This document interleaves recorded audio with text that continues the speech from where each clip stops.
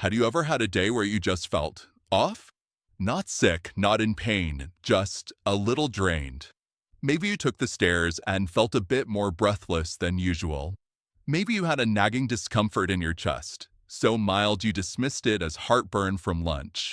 You take a deep breath, maybe rub your chest for a second, and think to yourself, it's nothing. I'm just tired. It's just age catching up to me.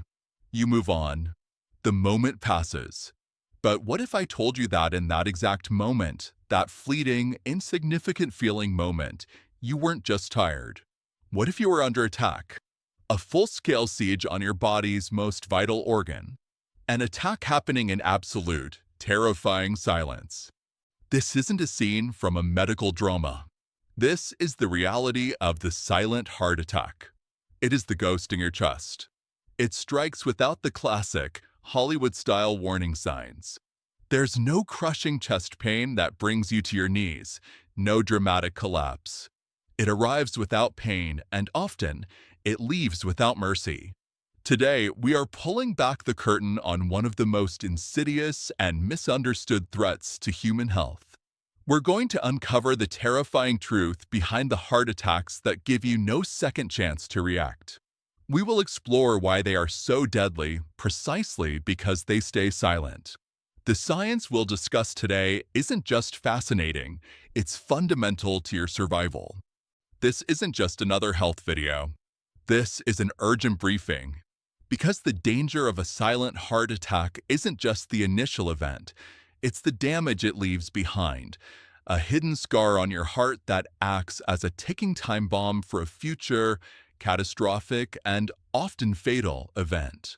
Before we go any deeper, I want you to do something. I want you to hit that like button. Don't do it for me. Do it as a commitment to yourself. A promise that for the next 20 minutes, you will listen, you will learn, and you will start paying attention to your body's quietest whispers. And make sure you are subscribed with notifications on, because your life, or the life of someone you love, your parent, your partner, your friend, might very well depend on the information we are about to share. Let's begin. So, what exactly is a silent heart attack? Medically, it's known as a silent myocardial infarction, or SMI. Let's break that down. Myocardial refers to the heart muscle, and infarction is the medical term for tissue death caused by a lack of oxygen. So, a myocardial infarction is the death of heart muscle tissue. It's what we all know as a heart attack. The silent part is what makes it a different beast entirely. A classic heart attack is an event your body screams about. The intense pain is a biological alarm system, your body's air raid siren, telling you that a coronary artery is blocked and your heart is being starved of blood and oxygen. A silent heart attack is the same event, a blockage, a starvation of oxygen, a dying of heart muscle, but the alarm system has been cut. The siren never goes off. You might feel a bit off, yes. Maybe you sweat a little more while walking to the mailbox. Perhaps you feel a wave of fatigue, so profound you have to sit down for a moment. You might even feel like you're coming down with a mild flu. But because these symptoms are so vague and nonspecific, we do what humans are programmed to do. We explain them away. Many people, and studies show this is especially true for those over the age of 50, chalk it up to aging, to a stressful week at work, or a night of poor sleep. We rationalize. But underneath the surface of that rationalization, a part of your heart is suffering irreversible damage. A part of that powerful muscle is dying and being replaced by scar tissue. And the statistics are staggering. Research from the highly respected Framingham Heart Study, one of the longest-running cardiovascular studies in history, revealed something that shocked the medical community. They found that silent heart attacks may account for nearly 45% of all heart attacks. Yes, you heard that right. Nearly half. For every 2 people who have a heart attack, one of them may not even know it happened. Because they go untreated, they are profoundly dangerous. The scar tissue that forms on your heart after a silent attack doesn't contract. It's like a patch on a tire. It holds the line, but it doesn't do the work. This weakens the heart's overall pumping ability. This scarring can also disrupt the heart's electrical pathways, leading to life-threatening arrhythmias or irregular heartbeats.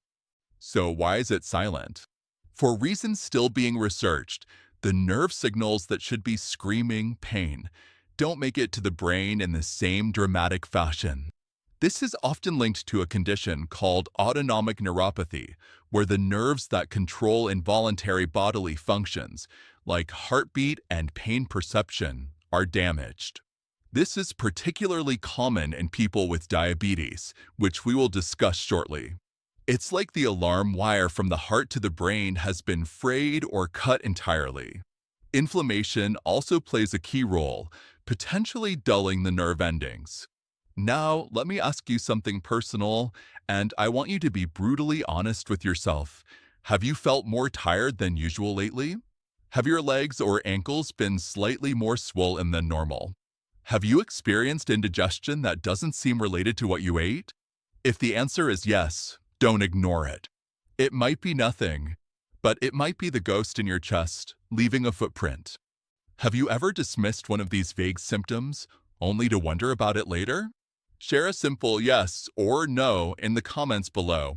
You are not alone in this, and seeing how common it is can be a powerful first step for our community. A silent heart attack doesn't materialize out of thin air.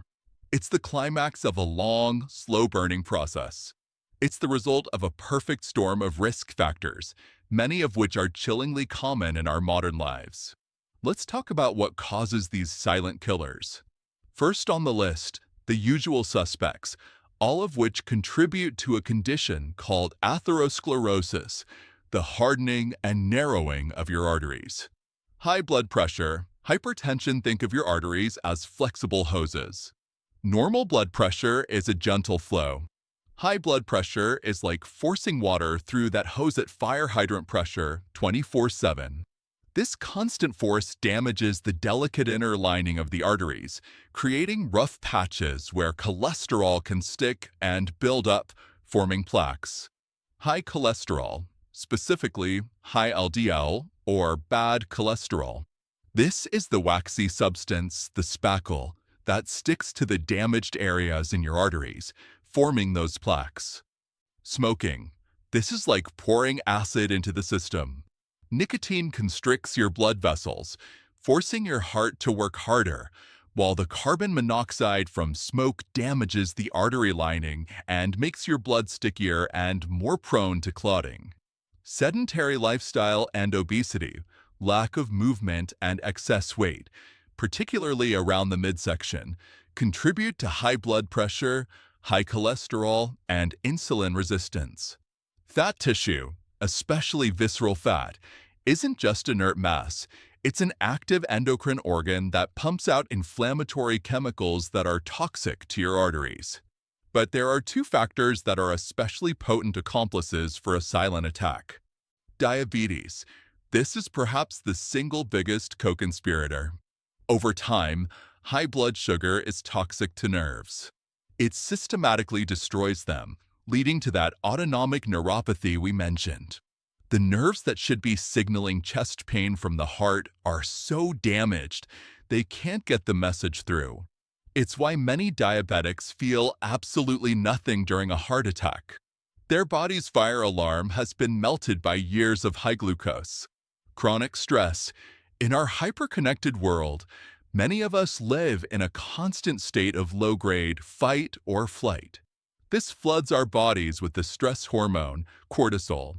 Cortisol is designed for short bursts to help you escape a predator, not for a 10-hour workday and 3 hours of doom scrolling.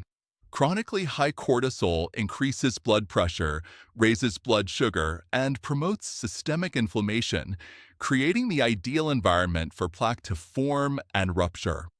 And here's a crucial point. Women are at a greater risk of silent heart attacks than men, especially postmenopausal women. Their symptoms are often even more atypical, not chest discomfort, but extreme fatigue, nausea, or pain in the jaw or back. These are so easily mistaken for other things that they are often tragically overlooked by both the patient and sometimes even medical professionals.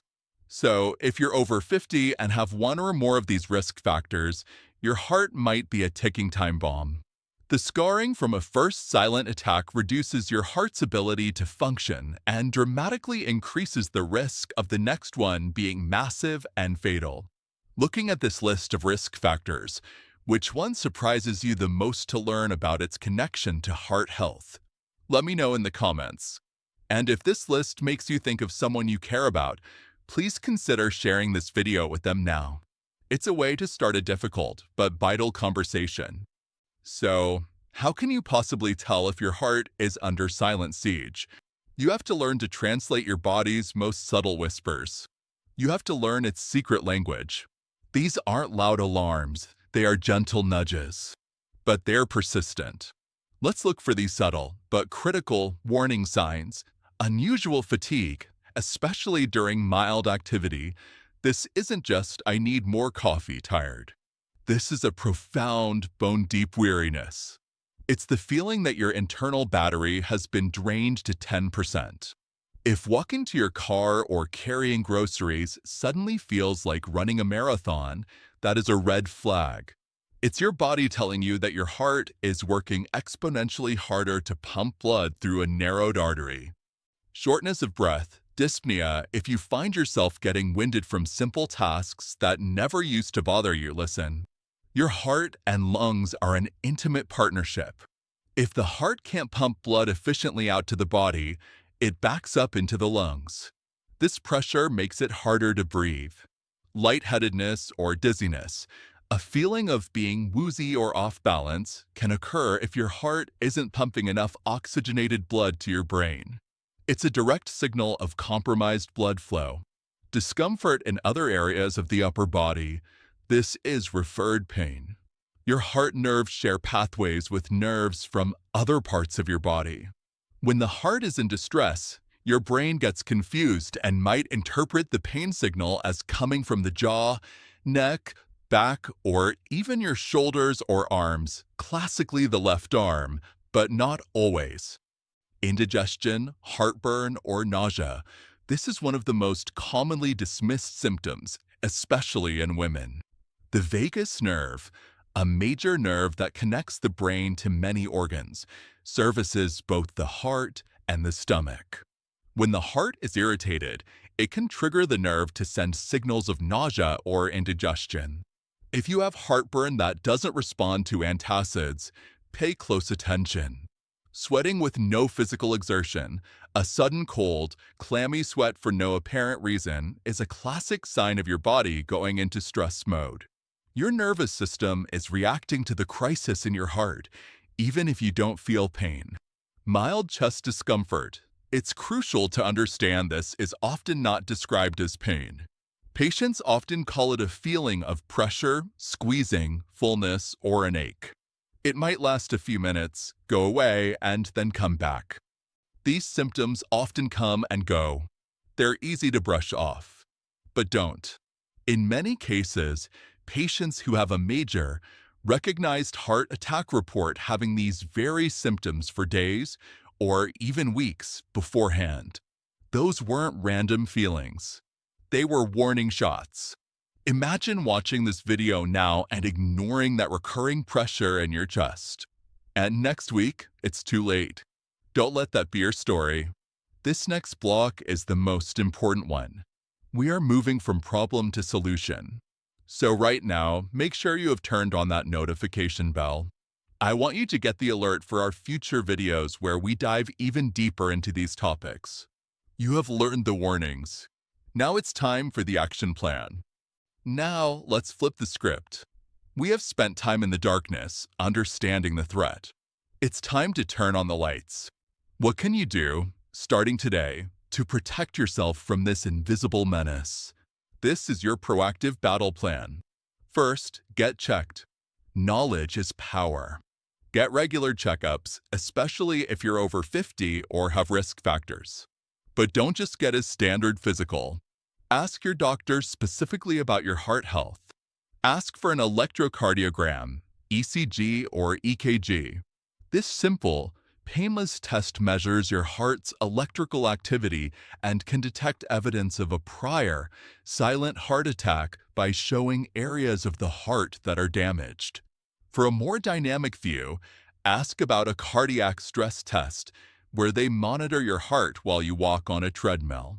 This can reveal blockages that might not show up on a resting ECG. Second, manage your numbers. You must be vigilant about your blood pressure and cholesterol. These are not abstract numbers. They are direct measures of the stress on your cardiovascular system. Work with your doctor. This might involve dietary changes, exercise, or medication. Don't see medication as a failure. See it as a vital tool to protect your body's engine. Third, move your body. You don't need to become a marathon runner. The data is overwhelmingly clear. Even just 30 minutes of daily walking can drastically reduce your risk. Exercise strengthens your heart muscle, helps control weight, lowers blood pressure, and can even stimulate the growth of new blood vessels, a process called angiogenesis, which can create natural bypasses around minor blockages. Fourth, eat like your heart matters. This means eating to reduce inflammation. Load your plate with leafy greens like spinach and kale, berries, and other colorful fruits and vegetables packed with antioxidants. Embrace healthy fats from avocados, nuts, and olive oil. Most importantly, incorporate fish rich in omega-3 fatty acids like salmon and sardines. Omega-3s are scientifically proven to reduce inflammation, lower triglycerides, and even make blood platelets less sticky, reducing the risk of clots.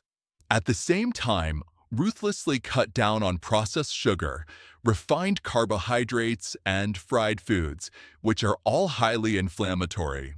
Fifth, actively manage your stress. This is non-negotiable. Chronic stress is a silent killer in its own right. Find what works for you. For some, it's meditation or mindfulness, which are clinically shown to lower blood pressure and cortisol. For others, it's deep breathing exercises, yoga, spending time in nature, or engaging in a hobby. Therapy can also be an incredibly powerful tool for developing coping mechanisms. Sixth, know your family history and stay vigilant. Genetics loads the gun, but lifestyle pulls the trigger. If heart disease runs in your family, you don't get a pass on any of these steps. You have to be even more vigilant. Finally, and most importantly, take symptoms seriously. Get checked. Don't wait. Don't explain it away. The single biggest mistake people make is denial. An hour in your doctor's office for a false alarm is infinitely better than a lifetime of regret for a missed signal. We've just covered a lot of actionable strategies. I want you to commit to one. Just one. What is the single change you can start this week? Will you schedule that doctor's appointment? Take a 30-minute walk every day? Add salmon to your dinner menu? Write it down in the comments below. Making a public commitment makes it real and might just inspire someone else to do the same. Here's the fundamental truth. The heart doesn't always cry out when it's in trouble. Sometimes it whispers. And sometimes it stays silent altogether. But now you have learned to hear its warning. You have learned the language. The information you've learned today is useless if it stays in your head. You have to use it. Talk to your doctor. Share this video with your family. Watch it again if you need to. The goal is simple. Do not become another silent statistic. Let's picture two futures. Two versions of you 5 years from now. In the first future, you ignore the whispers. You brush off the fatigue, the mild indigestion. Years pass. The scar on your heart from that first silent event has weakened it. The next attack is not silent. It's catastrophic. Your world and the world of your loved ones is shattered in an instant. Now, let's picture the other future. The one where you act today. You schedule the test. You make those small dietary changes. You start walking. You feel more energetic. You are more present for your family. You are not just surviving, you are thriving. 5 years from now, you are active, healthy, and in control. The difference between these two futures isn't luck. It's not fate. It is a decision. A decision you are making in this very moment. If you are over 50, your heart deserves your full attention. It has worked tirelessly for you every second of every day for your entire life. It's time you worked for it. Subscribe now and stay with us. Because next week, we are going to expose another hidden threat that could be quietly stealing your health. Your life is worth protecting, and we're here to help you do exactly that. Don't let silence have the last word. Talk to your doctor, talk to your family, and listen to your heart. See you in the next video.